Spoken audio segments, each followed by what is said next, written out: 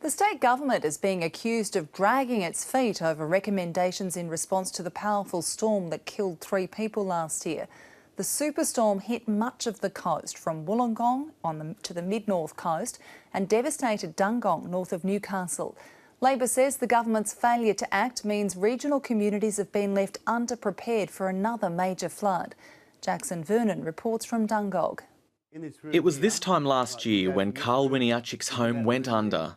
Water's 4 inches below the ceiling in that room there. This is lower. This was just totally full of water. The past 12 months have been a nightmare. After long delays in repairing his home, it was once again inundated when another flood hit in January. And that was worse than the original flood, because we just started to get our life back together again, get settled in the house. We thought, not again. He's worried about how the community will cope if it has to endure another storm. This is something that the government needs to move on quickly because, as I said before, time is of the essence. Following the April superstorm, the government appointed Brigadier Darren Norman to oversee the recovery. He found residents didn't all receive the proper information to get back on their feet. Last September, he put forward several recommendations, including better recovery planning and training for regional communities. What we're calling for the government to do is better prepare communities for events to occur. It is now 1 year on and 14 of the 16 recommendations are being implemented.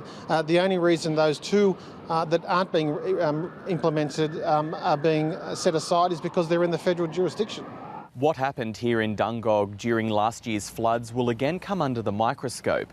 A coronial inquest to be held later this year will examine the deaths of 3 residents killed in the April superstorm, as well as the response of emergency services.